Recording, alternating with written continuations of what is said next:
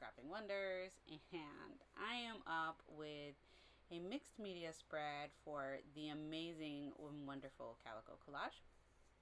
I am using the Beauty's Grace kit, which I have one more video coming up using that kit. What Norella has done is created these in a standard size traveler's notebook. She sized everything perfectly for that. And I will be sharing that with you. My previous video shared with you that I taught you how to upload the digital elements over to Cricut Design Space, and this video is showing you a mixed media spread. So what I'm doing here is I have this piece of chipboard and I applied gesso and I'm drying it, and I just left this part in because quite frankly it was too hard to stop and split the clip for me at the right spot, because then I go ahead and add bits of cheesecloth, and I really love how the cheesecloth being added to this canvas chipboard thing that I have created looks and gives such a wonderful texture to the background of this. This piece of chipboard actually happens to be from like a paper pad, so I feel really good about that. I'm not wasting it and I'm turning it into a beautiful piece of art. I have tons of them and I have been hoarding them, and I'm like, well, I'm out of canvas board, so why wouldn't this work? And it did. It worked perfectly. I mean, when I use canvas, I gesso it anyways to prep it. So the only difference is that it's chipboard and it needs, you know, at least 2 coats of gesso to really hide the fact that it's chipboard. And unlike a canvas, it did, you know, have some bending and stuff. But now that it's completely dry, the chipboard lays completely flat. So I'm super happy with this, and that's just one way to use your stuff and not having to run out and buy more stuff, right? Alright, so here you see me adding the cheesecloth and my second coat of gesso on here, and I left the entire part in because I really wanted you to see how it played out and how you can add the cheesecloth to something like this. The cheesecloth gives so much texture when you're doing mixed media, and I really, and I know I said it a lot, love the way it looks. Alright, so the second coat of gesso is just about done, and then I'm going to dry this second coat, and it dried fairly fast except for the pieces of, well, not pieces, but except for the part of gesso that's like in the cheesecloth. Those do take a little bit longer to dry, and they weren't completely dry before I went on to my next step, which was a stencil and some like modeling paste, but I'm okay with that. So you see me here drying, and you can see that the 2 coats of gesso is definitely what you need on something like this so that the chipboard doesn't show through. And again, I don't know why I didn't cut out. I should have cut out more drying time. I'm not sure why I didn't, but I didn't, and I apologize for that. But you can watch me dry gesso, or you can just go ahead and fast forward a little bit. So here we go is the stencil, and I'm in love with the stencil. I grabbed it at Michael's. It's by Folk Art, and it's like cherry blossoms, and I'm using my metal palette knife, which I swear by, way better than the plastic ones, and I love it, and I highly suggest that everybody run out and grab a $3 metal palette knife. So I'm here and I'm just spreading the light modeling paste through the stencil, and then I'm going to flip it over and do the same thing on the other side. And I'm really happy with the way this turned out. And that's where I'm looking at the back of the stencil and I'm like, oh man, gesso wasn't dry. So what you see me doing there is just patting down some of the cheesecloth that lifted up when I lifted off the stencil, and I'm going to clean the stencil so that I can turn it over and use it on the other side and create and create a beautiful background using this stencil, I guess. I use this diaper cloth, so if you're new to my channel, it is a diaper cloth. It's like a cloth diaper that you use for babies, and I have them from when my baby was a baby. He's no longer a baby, and these are so awesome and so absorbent, and I use them for all of my mixed media stuff.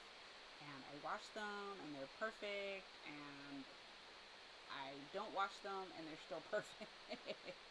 So that one, actually, it's time probably to go in the wash. I haven't washed that one in a while. It's got tons of paint and all kinds of mediums on it. That's all good. So the light modeling paste that you see me using here dries really, really fast. I actually stenciled all of this. I went and cleaned it off. At this point, I went and actually washed my stencil, and it was almost fully dry by the time I came back. So now what I'm doing is I fussy cut out a rose from the Beauty's Grace digital elements that come with the kit. And I also ripped out these two beautiful African American ladies. I'm going to use them. And I fussy cut out the saying here. And so I have all of that laid out. And then I was like, I need more. I want more. And I was going to grab some of my napkins because I love collaging with napkins.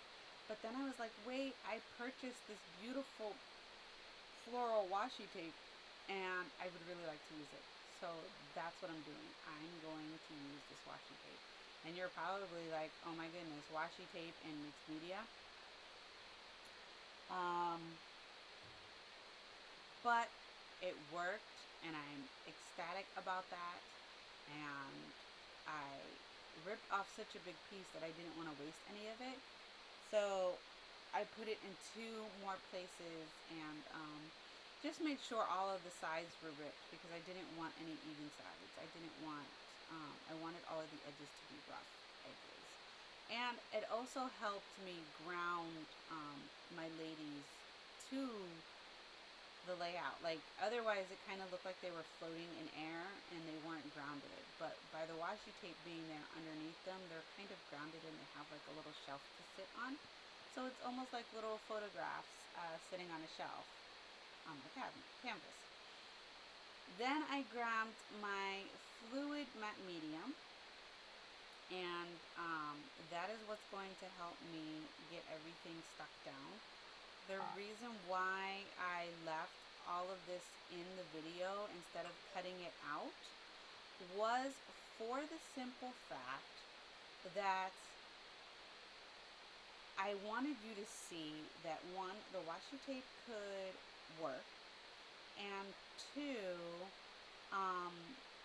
I wanted you to see how I made sure that it stuck down, because I did not put any matte medium down underneath the washi tape, and it's perfect. It's there. It's not moving. So I grabbed the fluid matte medium, and I grabbed the same paintbrush. This is the paintbrush I use for all of these types of mediums, like gesso and matte medium. I have this one paintbrush that I use for all of that.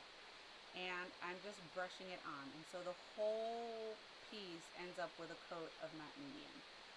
Then what you're going to also see me do is stick some underneath my pieces of paper, because otherwise they are not going to stick down at all.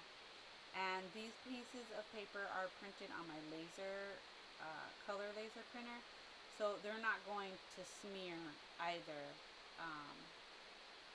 With me adding the liquid to them. Now, if these were printed on inkjet, there would have been some smearing, and I actually would have been okay with it, because yes, you get some smearing of the ink from an inkjet printer, but it's not like a huge amount where you can't use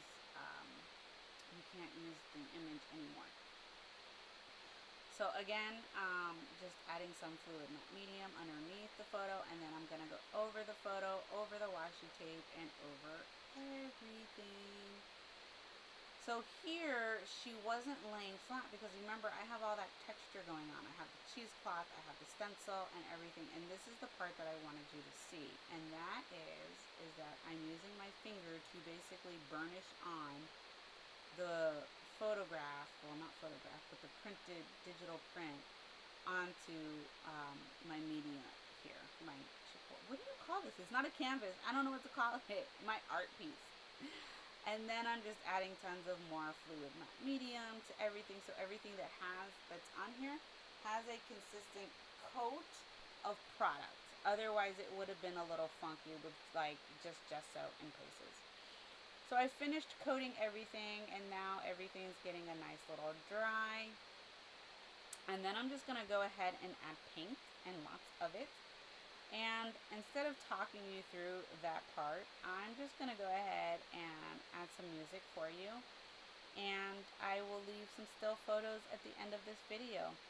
I really thank you so much for supporting me by watching my videos. I hope that you learned something from me in every single mixed media video that I post up on my YouTube channel. I really do try to make it seem like it's super easy, because it really is. And I will leave a link below in the description box to the amazing Beauty's Grace kit that Calico Collage has in her shop. She is the only digital collage person I know out there that has created an actual kit for us African American women. And her kit is gorgeous. She really did such a beautiful, beautiful job. And I hope you will definitely check it out and see all of the beautiful images that are in here. Alright, thank you so much for watching. Bye.